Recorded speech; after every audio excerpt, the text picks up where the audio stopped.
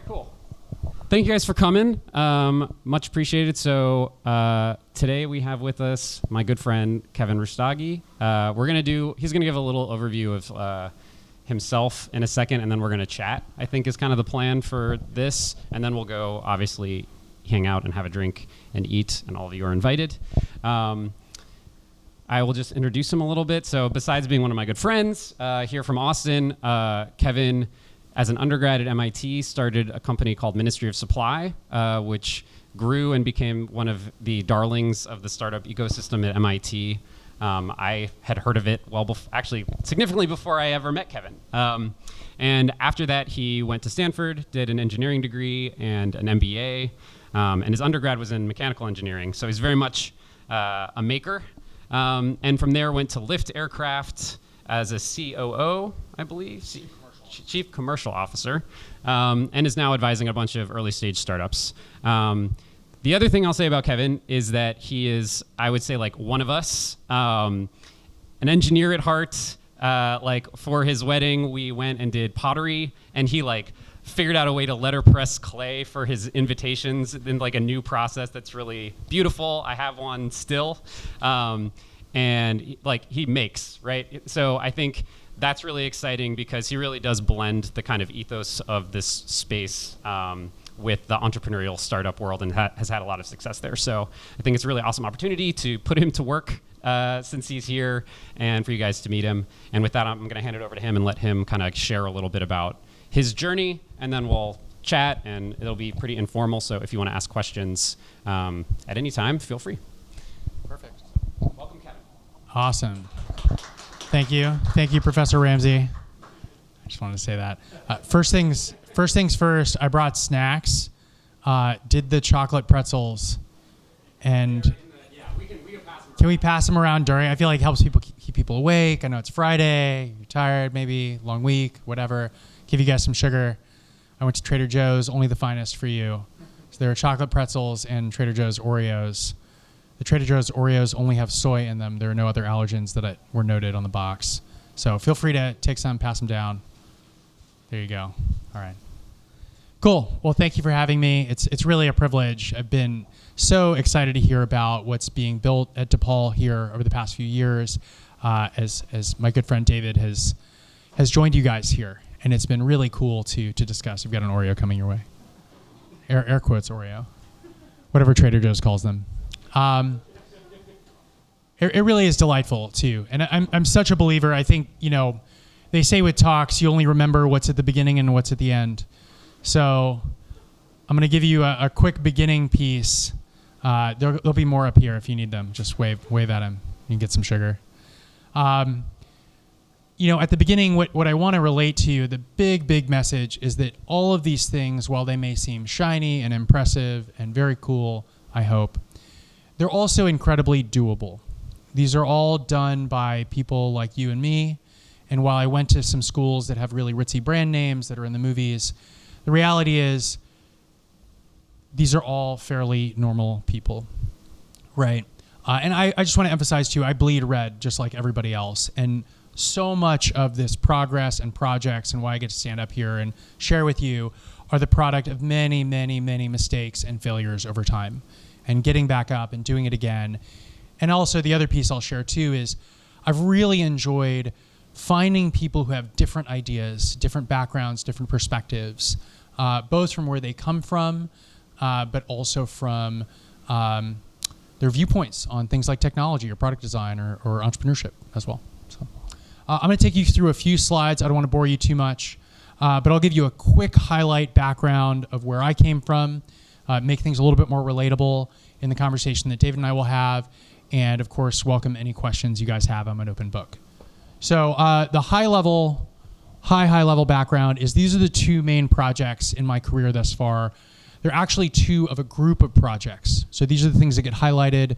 Ministry of Supply, which you can see if you look very closely, used to be called Cartesian Brand, which is a less cool name, but was the initial name of the startup.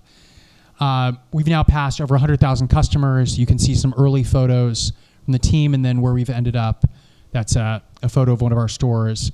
Sadly, had to shut down a lot of the stores during the pandemic, but the company still has one/maybe two at this point. The second project is kind of the flying car eVTOL electric vertical takeoff and landing aircraft that I got to be a part of as the first business hire. So it's much more on the business side with that startup, but I did get to turn a wrench or two on the actual aircraft. And also I put a lot of decals on the aircraft, which was fun.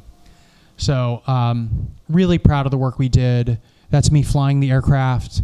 And the third photo, several years ago, the following day we had Anderson Cooper from 60 Minutes come and fly the aircraft, which was really exciting. Definitely held my breath the entire time he was in the air. Like, don't kill Anderson Cooper is kind of the main thing. We also did some work with the Defense Department. They fund a lot of research and development. And while it can be a little bit polarizing, a lot of that R&D dollars come from all of our tax dollars. And they can be used to research and develop technologies that may or may not be helpful for the Defense Department long term, but also can really help us on the civilian side. And so I was really proud of some of the work that we did, especially around first response. I do think that electric aircraft, vertical aircraft, very large drones as this was, will be used to save lives. And we won a project before I left the company that I'm very, very excited about. So I'll blitz through a couple things here real quick. This is me in high school. So this is age 18. I know DePaul has a big legacy with video games. I have a big legacy with video games. We built an arcade machine that we tricked out for a hospital, a very meaningful project. We'd lost my brother at this hospital, and he and I loved playing the arcade games at the hospital's teen room. This project was really neat from a user development standpoint, and I actually got a lot of help. This is a consistent theme through projects, getting a lot of help. Always getting a lot of help. My uncle, who's an architect, helped me finish this project. And while he's a bit of a curmudgeon, he also had some great ideas like, hey, how do you play this sitting in a wheelchair, as many of the patients at Texas Children's Hospital are. And so we actually cut the bottom off the machine and dropped it 5.5 inches. And so it's a little shorter, a little more squat. And also we made the control panel a full 48 inches wide. And that was really fun to custom design. Pre-CAD, no CAD was used on that project. Lots of hand drawings. I feel like I was in the Stone Age banging rocks together trying to make fire. And a small computer and a pre-Raspberry Pi day as well. So a lot of fun. The power buttons are kind of the last stitch. We put some foam core in there and hot glued it in. But this was a lot of fun. This was a rebuild. This was not a full new build. But we did put some car stereo speakers in, so always fun to nerd out. This is the project that really got me started on product design. Not only did it get me into college, but to me it was like, wow, together as a team, we can build something really, really cool, really interesting that none of us could have done on our own. So I'll blitz through these next ones a little bit faster. This was the college startup project. We sold less than $1,000 worth of these. I've got a lot of deep cut stories about laser engraved and laser cut business cards. This was one of the first ones I made. I actually burnt out the laser lens being in the MIT Media Lab basement shop when I shouldn't have been overnight. I got banned and then unbanned. But the core theme of this project was it was a very simple project to make, and it was a chance to try to sell the product and see, do people actually want to buy something that I've made? And that was incredibly, incredibly addictive. I sold the first set of cards. They weren't lime green, actually, this neon fluorescent. They were clear. But I sold 30 of those for $75 to a buddy of mine who went to the Berklee School of Music, and I'd actually met him on the street corner as well. It's another story. Other projects, I'm a big fan of getting ideas on the whiteboard, on the chalkboard, and I would go into these rooms in college and just write a bunch of stuff, try to get all my thoughts out there. And one of the conclusions I came to, and this is not saying that everyone should start a company, it's actually quite difficult and quite painful, and I don't recommend it for everyone. But it's also a great gift in terms of learning. This is a photo of a chalkboard that I wrote down. I was like, what do I have? What are the skills I have? What are my goals? How do I do that? And this is one of probably a dozen times that I went in to a classroom late at night. And I want to point something out here that I think is really important that's not relatable, which is I had the MIT brand name and a powerful network. The reality is my network now is much more powerful than it was then. And the MIT brand name, while it's great, it's not like a magical key that opens every single door and money comes pouring out. We still had to put in a ton of work. Were we given a bit of an unfair advantage? Absolutely. But we're all given a bit of an unfair advantage. One, by being born in this country or coming here, and two, by having access to people like David who will help teach us these skills over time. So yes, definitely a bit of a difference, but also some elements that we all share. Okay, so the majority of the rest of these slides are going to be Ministry of Supply deep cut slides. I'll go through these kind of quickly, actually. This is our initial office. It was in a shutdown fraternity. We got to rent the room, the two of us, for a little over $1,000 a month. It was our office, and I'll show you where we slept here in a few slides. These are some of our initial orders. This is our initial brand name, pivoting, super important. We actually did a big survey of a bunch of our friends trying to pick a new name. And we stumbled upon the name Ministry of Supply because I was a big James Bond fan. I just love James Bond. I think it's a cool story. It's a spy thriller. It's written by Ian Fleming, this British guy. And it turns out that Q, who supplies James Bond with all the fun gadgets, right, is based on a real person. And this was like going down a Wikipedia rabbit hole. And it turns out that this real person, Charles Fraser Smith, that he actually worked with the British Secret Service, MI6, undercover during World War II. And that his cover story was that he was working for the now defunct British Ministry of Supply. And that's where the name comes from. So you never know where good ideas are going to find you. I want to have this slide just because I had a very brief career as a male model. This is me. It's very brief. We found someone else to do the main packaging, and that's actually my co-founder. And this is to show you can kind of start where you are. We did get some feedback, and this was very heartfelt feedback from another entrepreneur. She was a little bit older than we were. We were in our early 20s. She said, Kevin, I think you could model in the future, but I just don't think you're the demographic for your product. We were targeting initially men in their early 30s. And of course, we serve all genders now. But it's fun, and I think it's a scrappy thing. You know, we had access to Adobe Illustrator. My buddy was pretty good at it. We made our own packaging and got short runs done. You want to be able to iterate. You want to be able to turn the product multiple times without having to invest a ton of cash or time, right? So those were our early packages. They cost like $5 a box, which is crazy expensive. We found a short run packaging firm called Colad Packaging Design, which I still remember after 15 years. Just crazy. So my co-founder, Gihan Amarsirawardena, long last name, very, very sharp guy. He was one of the best product designers I met at MIT. And I think it's so important when you find those people where you have some good working collaborative chemistry, and you say this person, he or she is absolutely sharp. You can see where they're coming from. I was a decent product designer. I like designing stuff. As David mentioned, I like building stuff still. I've got some paint in my cuticles right now from a project. But this guy's next level. And I think in humility, I was able to recognize that and have a professor tell me, like, no, this guy's really good. You should work with him. And so he's still at the company, actually, still helping run it. And this is my favorite part. So this is a photo from 3:25 a.m. on December 19th, 2011. As you can tell, I'm very tired by this point. We got a couple hours of sleep and then drove back down, second time in 24 hours, to New York to ship these shirts out. We'd actually come back up to package them. And back behind me, you can see what may look like a mattress there with some sheets. Absolutely right. So that's a bunk bed we built in that walk-in closet, and we lived there for the better part of 6 months. So this was kind of our office, and we laser cut a sign, and we painted, and we did all this cool stuff. But if people were really cool, we'd show them, hey, here's our microwave there in the corner, and then there's the beds where we sleep. I did put in a big fan so I wouldn't suffocate. So that's important. So a lot of scrappy startup stuff, right? And we turned down jobs to take this startup on. I turned down a job at Apple working on the iPhone 5. I'm going to date myself. And then Gihan turned down a job at a very prestigious sports technology consulting firm there in Boston.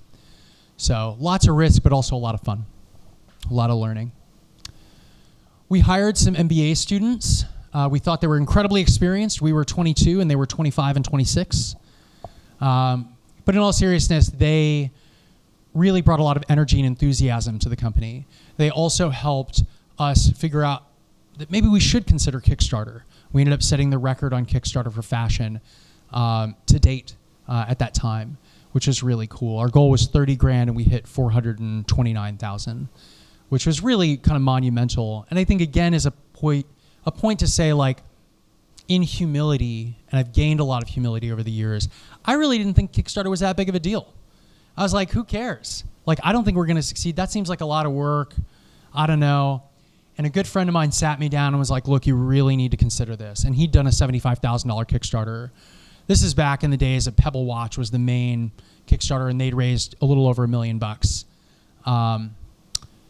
So new people who think differently than you do. Actually, Aman Advani is still running the company as CEO. They're on the end, and Kit Hickey, she now actually teaches at MIT's business school, which is super cool. And then I just want to point out, too, the scrappiness, right? So, like, everything's really polished now, but I literally went to a FedEx Kinko's and printed that sign out because it was the cheapest way you could print out a large piece of paper. So you got to stay scrappy. You got to do a few things. It was like $5 a square foot or something, not even. 2 last slides here before we get into discussion. I'm a big fan of mentors, again, finding that help over time. And I'm also a big fan of thank you cards, thank you gifts, things like this, very small things. So few people do that, right? And it doesn't take that much time. We had some custom discount codes when we initially got on Shopify, kind of this online shopping platform. And I had access to a water jet cutter as well as a laser cutter. And so we made these custom marble business cards, because why not, right? I had some marble left over from a design project I did with some students. And we created custom discount codes for our mentors and advisors. And so that was really cool. Baller Aulette is the head of our entrepreneurship center. He's really tall, and he used to be a basketball player. And then a couple other folks as well. So, and the last thing, and I think this is actually maybe one of the biggest lessons of Ministry of Supply, as well as Lift Aircraft to a certain degree, is customer development, right? You want to be, people say you got to be super customer obsessed, right? Jeff Bezos talks about this a lot. This is one of our early customers, and the early adopters will spend so much time with you because they're just honestly so grateful that somebody cared enough to make a product that they find really useful, that they can't find anywhere else. This gentleman is Chris, and I'm forgetting Chris's last name right now, but Chris and I had a few really good conversations about the product. Chris was a ballroom dancer in Houston, Texas. And by day, he's a professional, right? By night, he loved ballroom dancing. You get really sweaty doing this. So our clothing, I should have put this up front, Ministry of Supply was breathable business apparel. You could wash it in the washer and dryer. You didn't have to dry clean it, things like this. And Chris was so over the moon. We actually sent him a free shirt later on. He let us use this photo in some of our investor pitch decks too. So that's a whole lot. That's like a couple years worth of work compressed in just a few slides and a few minutes. But I hope that sets the stage for something where you might look up the brand now and it looks super professional. But the reality is that in the beginning, it was very scrappy. We had team members join and then leave. We got our domain name for $350 from a guy who was interning with us, buying it online. I could go on and on and on, making the packaging. Oh gosh, we even hand cut out the little cards that had the collar stays in them. Hours just sitting there, corner cutting them for rounded corners, and then hole punching them so you could fit the collar stays in. Later on, as you grow as a company, or in whatever your job is, you get people to help you, right? You have companies that do this for you. But early on, it's like you and your buddies. And so there's a lot of scrappiness there that can help you figure out, is this something that people really want? Is this something that I should be spending my time on? Is this something that the world needs? So I'll go ahead and pause there, and we can have a conversation. Yeah. You want to sit towards the center? All right, sweet. Thank you for that overview. I think, we have about half an hour to sort of chat about a few things. And I'm glad that you focused a lot on Ministry of Supply. So in my opinion, kind of like where we're at here, right, we have a lot of students that are incredible at rapidly prototyping things into existence that are amazing. They're fully the technology is great. And I think a place where someone like you can be really beneficial is sort of helping our students think through how to take an idea that they have, that they've realized, a prototype, and pushing it through to a fully developed company. So I'd love for you to talk a little bit about how Ministry of Supply, when you were an undergrad, came into existence, how you picked your co-founders, how you sort of got to the idea, in the first place of what Ministry Supply sort of came to be. Yeah, of course. And I'll also say, our first run at the pants was pretty crappy, but the new pants are amazing, and I'm wearing them right now. So, come a long way. Let's see. I mean, it's college, right? So you're doing student clubs, you're taking a lot of classes. I had joined an engineering leadership kind of co-curricular program. We had some classes, we had some workshops, and it was super, super cool because they talked a little bit about business stuff, and I'd always had an interest in that. My buddy joined, my co-founder joined that as a senior. I'd been in it since being a junior. And we had a lot of mutual friends. We kind of knew of each other, had bumped into each other. Greek life is really big at MIT. So like half the guys are in fraternities. And we were both in fraternities as well that were kind of rivals. So we had a lot of respect for each other from the get-go. We were on a student project team together. We developed a phone app that you could call into and it would like talk back. There's really annoying ones where you call on, it's like press 2, pre-AI, right? So we took this design class and that's where that professor had said, hey, Gihan is really next level. And he had mentioned that to me. So we knew of each other. I think one of the big things is our friendship developed over time. He was applying for a full-time job at Apple and it took me so long to get that internship. I applied like 6 different times. And so by then I'd started memorizing all the questions they had for the product design internship. I ended up working in manufacturing. So I helped Gihan. I sat down with him and said, well, here are the questions. Let's prep the interview because he was trying to get that job. So there's a lot of reciprocity and back and forth. By the end of fall semester senior year, I really got it in my head that I really wanted to work on a startup. And I had a great backup option. I'd applied to grad school and had gotten in. And I remember the day we got in was the day I turned 22, mid-December. And then I met up with Gihan and a buddy of his who'd been a couple years out of college. And they'd been talking about doing a startup together. So it's very loose conversations, very like, I don't know, what do you think? Is that something you'd be interested in? We'd had a couple long conversations standing there in front of the student grocery store that went on for like 2 hours plus, right? And so he'd invited me to dinner with his friend Eric. And we each had a startup idea, actually. I'd evolved the business cards into a medical ID concept, kind of a patient record piece with a QR code. His friend had an idea for like limited run t-shirts, which basically is like Supreme ended up becoming. And then there was this idea behind breathable business apparel. Gihan had been making outdoor apparel and kind of unique sleeping bags and things like this. But Columbia Sportswear would kind of outpace him, and they'd just come out with whatever he designed 6 months ago. But business apparel was this kind of blue ocean where nobody really cared about technology. It was all about fashion. There's a little bit of polyester.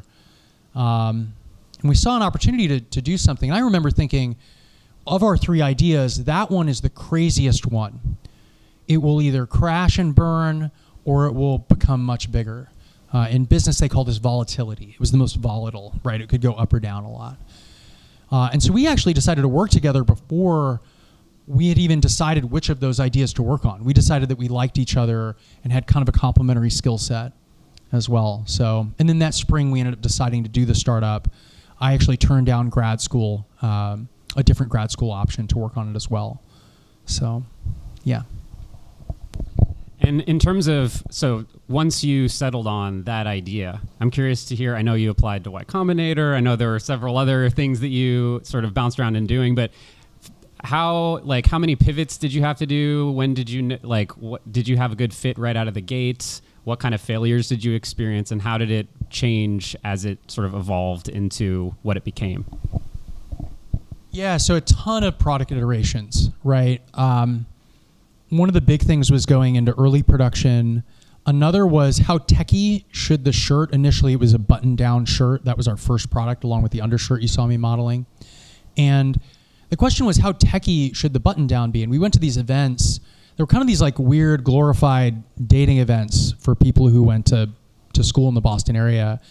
And we just told people, oh, we're doing a startup. And my buddy, Gihan, my co-founder, had a prototype we'd made that just looked normal, that had a water repellent coating, and people didn't believe him. They were like, that's not special. And we realized we had to have a weird kind of stretchy material for people to get it. One of the big things with Y Combinator, talking about this before. Oh my gosh, it was like a nightmare scenario of an interview. The co-founders among us, we had thought about pivoting to being a software company for a hot second. Maybe we could be one of these companies that was trying to help you measure yourself so that you could buy stuff online and it would be accurate, right? Returns are a huge issue. It costs the market billions of dollars every year. Still, it's still a problem, by the way. But one, we screwed up the Y Combinator interview because we weren't all on the same page before. Without throwing anyone under the bus, I'll simply say there were some debates that happened during the interview. You're not supposed to debate each other while interviewing for Y Combinator. That's generally considered a mistake. Don't do that. And they were like, you guys are confused. Do you want to like make shirts or do you want to like make software? What are you trying to do, right? And so we went back and we actually presented that to this smaller entrepreneurship workshop. It was a class taught by the head of our entrepreneurship center. And we presented our dilemma to the class because good ideas can come from everywhere, right? And they were like, I don't know. And they presented us with the pros and cons. And actually, Bill Aulette, the head of our entrepreneurship center, you really remember these mentors over time. He's such a sweet guy. He was like, somebody needs to make the physical stuff that we buy. Are you those guys? Do you want to do that? Because you can be successful doing that. And we were convinced, we were so mind warped from people hiring computer science majors out of MIT, especially at career fairs. Are you course 6, which means are you electrical engineering, computer science? You hear it like 1,000 times, right? And I was a mechanical engineer, and my co-founder was a chemical engineer.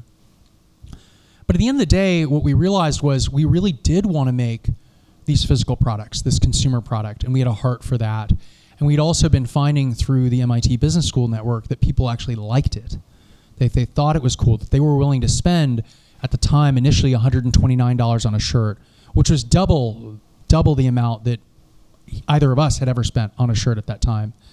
So we were playing with a different customer demographic. We were playing with the demographic that I'm now a part of in my mid-30s.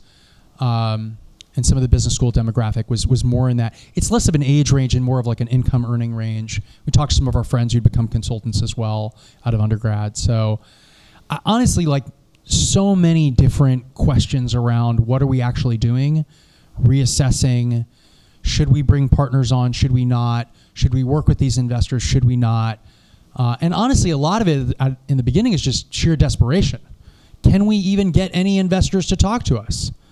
Again, MIT was not some magical key. We had met some. I met the co-founder of Avid Technologies, which made Pro Tools, a very famous audio software, and he would write 25K checks like it was no tomorrow. I couldn't get Bill Warner to respond to my email. I knew he'd invested in my buddy Aaron's startup, a robotics company.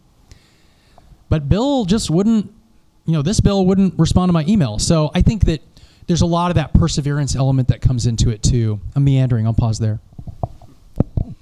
So when you're describing a lot of this sort of thinking you're going to be a software company, not knowing who you are, this is at a stage where you have like one prototype or a couple prototypes, and like how do you go from one or two prototypes and figuring out who is going to buy the 30-year-old high-income business student? Like, how do you go from the one or two prototypes and figure out that demographic, and then how do you scale to hundreds, or how do you actually do that?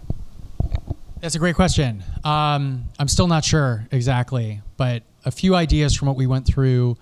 We had sold maybe 100, 150 shirts by the time we were seriously considering about pivoting. We had them all in Walmart plastic bins on the wall in different sizes. But I think the big question is like, will somebody actually buy your product? Does somebody in the market somewhere in the wide world that is the internet / whoever think this thing is legit enough to pay real, honest to goodness money for it? That they could spend on anything else, right? Money is super fungible. You can buy whatever you want. You can give it away, right? So I think that was a big thing, was kind of validating that early on. We actually went to a flash sale website that was like another startup in our cohort there in the free office space we'd gotten that summer, which was such a gift from the Entrepreneurship Center. And we got 7 sales that were people we didn't know. Because your friends will help you out to a certain degree, right? They want to support you. They want to see you do well. Cool, here's $100. We wish you well, right? But we actually kind of broke the rules a little bit with this flash sale website. We were told under no uncertain circumstances or no certain circumstances not to reach out to any of these people. They were her customers. We shouldn't ping them. And we were like, that was kind of the whole point. Ask for forgiveness, right? We're not hurting anyone. If they want a refund, we'll immediately give them a refund. And we went ahead and reached out to them and asked them some questions as well. So there's a time and a place to break the rules a little bit, right? You don't want to harm anyone. The other piece too was there was a lot of soul searching. Did we actually want to do this? And with every shirt we sold, again, early sales was primarily our network. Did we have enough conviction? Did we have enough customer feedback? And could we go keep getting customer feedback from friends and peers and ultimately from the business school, which was our target market initially, to convince ourselves this was a big deal? I want to put one thing out there, and I think this is really interesting. A buddy of mine who's done very well and his nonprofit was honored at the White House, he asked me at the time, he actually went to school here in Chicago, he went to U Chicago. He was like, Kevin, how do you sell 10,000 of these? And I was like, I have no idea, man. Like, I have no clue. I can't even conceive of selling 1,000, let alone 10,000. And the reality was we ultimately, as we started to gain a little bit of notoriety and pick some things up, getting featured in Inc. magazine in an article when we applied to a college startup competition. Cool. We showed that to one of our investors, right? It was Inc.'s coolest college startups of 2012. Why not? Right? They gave us some photographs that were, some photos that were really nice. The Kickstarter campaign really helped because we were able to push our stuff out there a lot, and we'd raised a little bit of money by then. But honestly, one of the biggest things was just saying, like, who wants to buy this? And how do we get in touch with them? And I think part of that iterative testing, I'll give you one quick story here. During the Kickstarter campaign, we had theories about who was our market, right? We knew the business school folks liked it, but was it business people? Was it environmental folks because you didn't have to use the chemicals on dry cleaning? Was it tech folks because they got kind of the technology approach? Yeah. And we did a bunch of testing with blogs. We just sent them our custom-made press release. We had some PR mentorship and taught ourselves how to write press releases. Now you can just use AI to do it. But we sent this out to blogs where it was easier to get covered. One was called technabob.com. I love this one because literally it was a guy named Bob who had a technology blog, Technabob. And we got a couple sales from being featured on Technabob. We managed to get an intro to Forbes and got covered by Forbes. And we got almost no direct link sales off that. Kickstarter has a back end where you can track your sales. And so we doubled down on technology and went to TechCrunch. And it was tough to network in there. We really had to pull some different strings and talk to some people we knew. Ultimately, we got in and we had an amazing interview. We really had our pitch down by that point because we'd made it hundreds, even thousands of times by that point. There's a lot of practice that goes into it. And TechCrunch just gave us a stellar review. They called it a magic shirt, which is still on the website to this day. That interview was in 2012. Rip Empson. And the day we went up on TechCrunch that night, we hit our Kickstarter goal in a single day. We'd already had some momentum, but that you can literally look on the curve. There's the inflection point. And so what I want to say there is that sounds like a very cool story. Great, find Bob, get featured, kudos. But the reality was there was so much preparation that went into getting to that point where the tailwinds and the stars and the planets align and Mercury is in retrograde and shabam, there's Kickstarter. There's so much work that goes into it, so many small events, putting in the reps, right? If you want to play on the big stage as Taylor Swift, you got to play the small shows too. Cool. So this is great. I secretly am planning on forcing some students in here to do Kickstarters as part of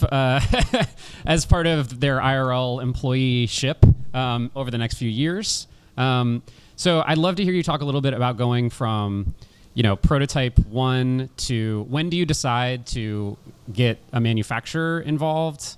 how do you transition, and then like Kickstarter, sort of dovetailing into this issue of scale. How do you think about Kickstarter? What advice would you give around Kickstarter and scaling the sort of manufacturing of your product? Yeah, so this is a story I just love. I think David's keying into. For our initial production, we did an all-nighter that we pulled to make the first shirt. I literally was there for moral support as my co-founder made it. And he didn't have a machine that sewed on buttons. He didn't have that attachment on his sewing machine. So we drove around Boston super early. We literally haven't slept. It was kind of dangerous looking back.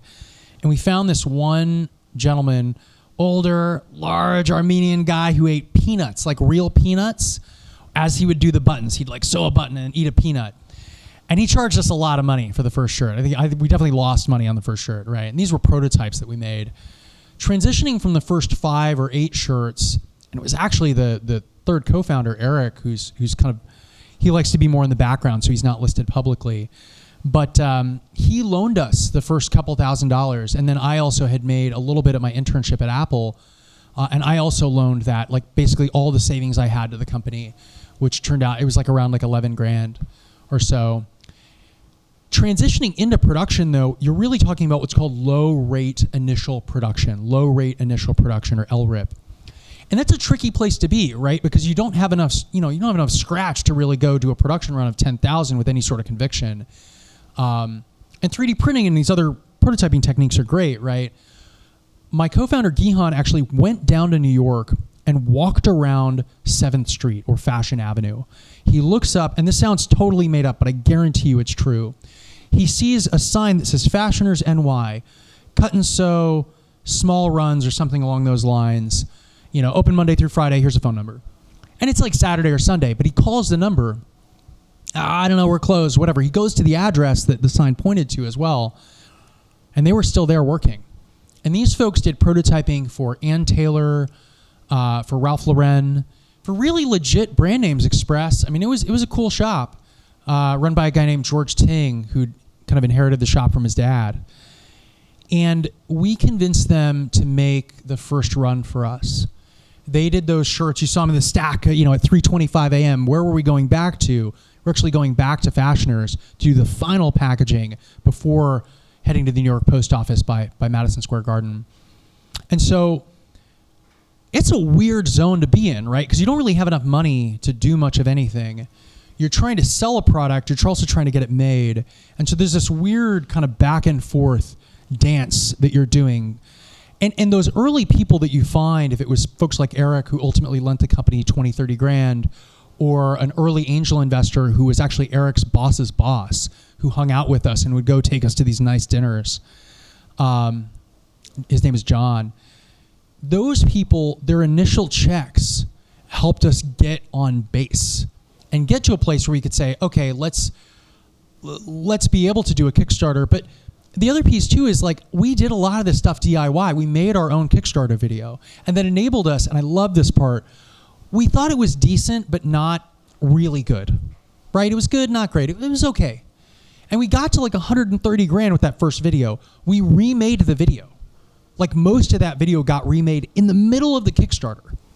And my co-founder, like Gihan's doing this on iMovie on like a 3-4-year-old laptop at the time. But we got it done. He and I reshot a bunch of the shots and figured out the storyline. And these are just fundamentals of storytelling, fundamentals of product design that you can get back into. We did not pay anyone 5 or 10 grand to make our video. And now in an iPhone world, you really don't have to. The other piece I will say as a caveat, there is a little bit of a winner's curse too. If you do really well, which is like a great problem to have, Kickstarter almost killed our company as well. We had a production issue, and even though we sold, it was like ended up being almost 6,000 products total because we did the undershirts as well. There was one software dimensional conversion issue going on file type from one file to another, as I understand. And a lot of people got shirts that were, and this is going to sound a little silly, they got shirts that were too tight, which like America overall tends to be, especially among men, a bigger country. And so it made people feel really bad. Like, whoa, do I need to lose a few pounds? It's like, no, we literally just screwed it up. And we had to resend a lot of those shirts and lost a lot of money doing that. So you want to be really careful when you're scaling up. going from making a couple hundred shirts to making 6,000 is a pretty big step. And so I do think you want to work with partners. You want to do those small runs as well. This all is predicated on the notion that you have something that people want to buy, by the way.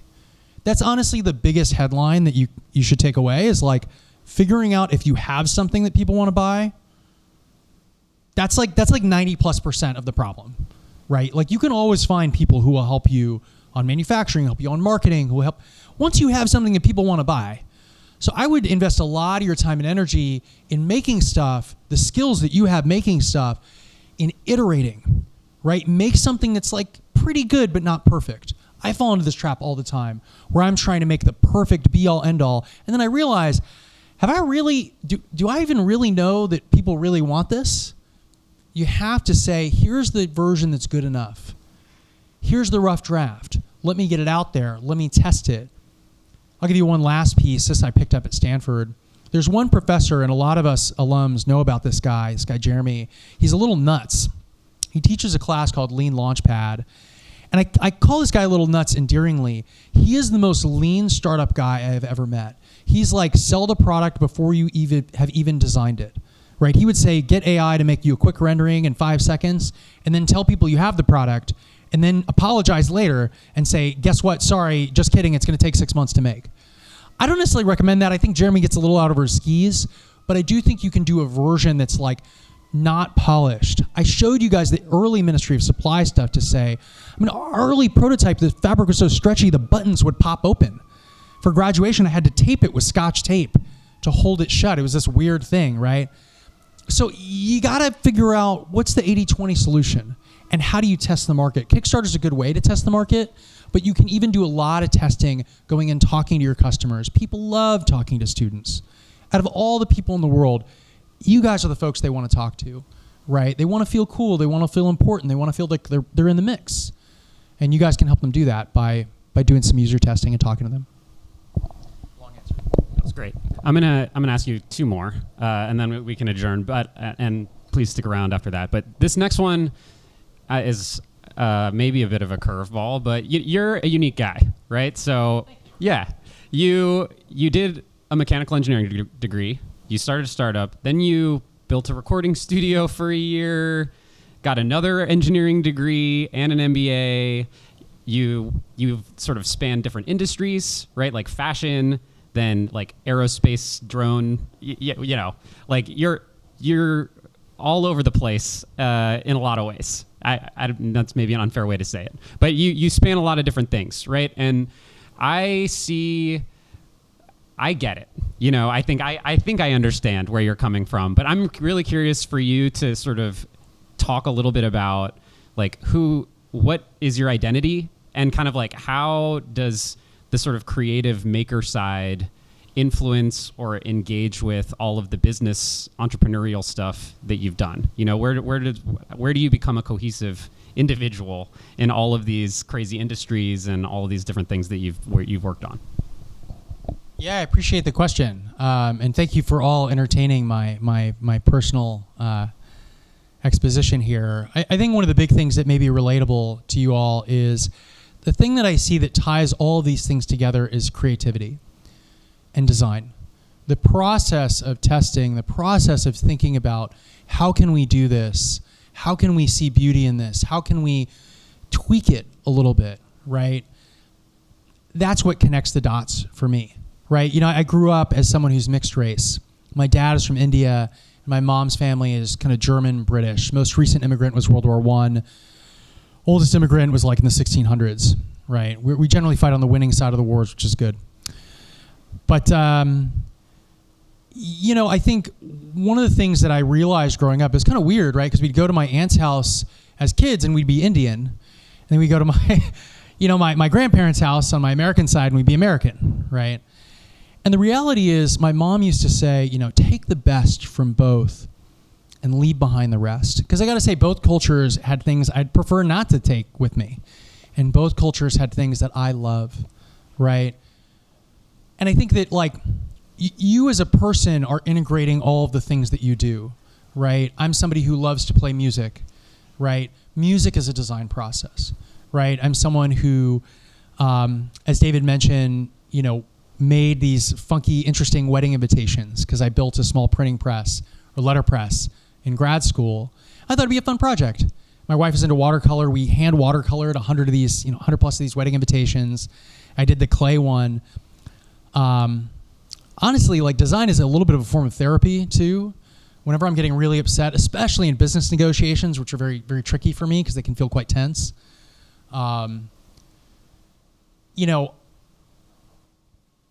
Getting into that, I would say like, I'm going to connect the dots in a few ways here quickly.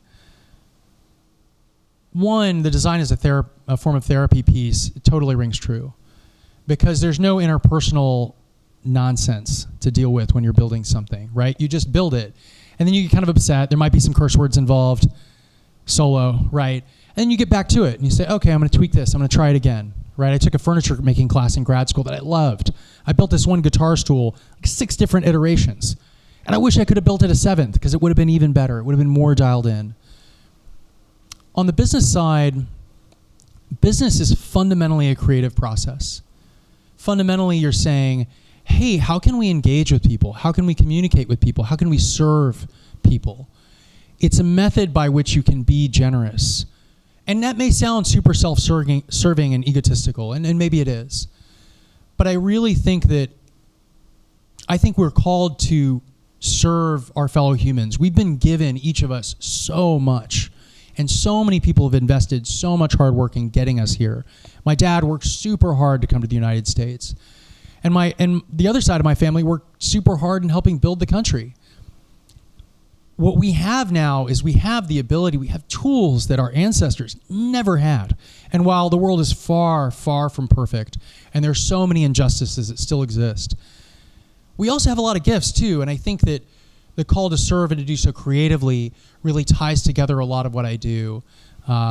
It's hard to say, right? Is it truly self-serving? And I've had a lot of debates with our friend Nathan Monroe about this, who's also a PhD entrepreneur. But I really do think there's something to this notion of being generous. And some of it perhaps is being generous to ourselves, saying, hey, how can I have a cool experience? How can I be a part of something interesting?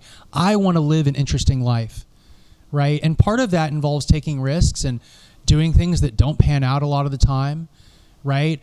I love filling my world with interesting relationships. I host group dinners and events. And it looks like, wow, Kevin knows some really cool people. I met a ton of people to filter down and meet folks like David. It's a lot of work, but it's also something that's really interesting. So I don't know if that answers your question.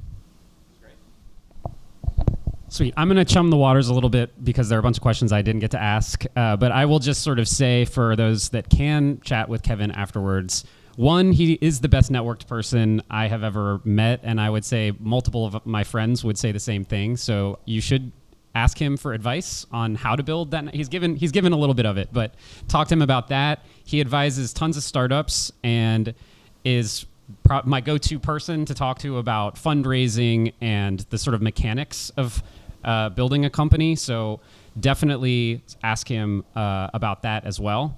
But I just kind of want to leave things on this note, which is,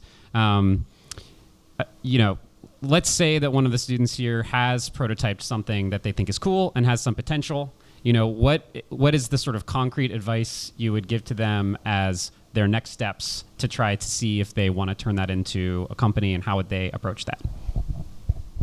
It's going to sound really boring. Do a survey. I would say go try to sell it, and if you can, by all means. But surveys are like fairly easy ways to get litmus tests, and your friends you can bug, and they will probably respond if you bug them, right? It sounds pretty basic, right? Who does surveys? Well, come on. You'll at least start to get some feedback and some understanding of kind of and encourage people to be brutally honest. You're not going to hurt my feelings is a great thing to preface it with. I would say that's a great stepping stone. Then you start getting into, okay, can I sell this? Can I sell one of them? Right? And you may not want to sell your prototype, right? You may want to make a second one. But you kind of want to validate what's the understanding in everybody else's head. Because in your head, and this is one of the biggest problems I've certainly faced and I've seen other people face, a bit of founder syndrome where you love your baby dearly. Your baby's perfect. Ask any parent, right? We have a baby on the way, and like, I'm sure whatever it looks like, it's going to be gorgeous, right? He's going to be amazing. But like, not every baby looks that amazing. Babies are kind of weird looking. You look at some babies, they look kind of like old people. You know, nothing wrong with old people. It's a little strange, right? And not to be off color at all, but to say that, you know, your idea, you may be in love with it. You may say, oh, this is the most amazing thing, right? My furniture, I built a guitar stool. It's so gorgeous, solid maple, et cetera, et cetera. Look at this. And maybe nobody wants to buy it. Maybe it's just a really great expression of art, right? Not every design should be a business. And the flip side too, a lot of people forgo designs that totally could be businesses. That's the other side of the argument, actually. A lot of things get left on university floors and university shelves that totally could help the world.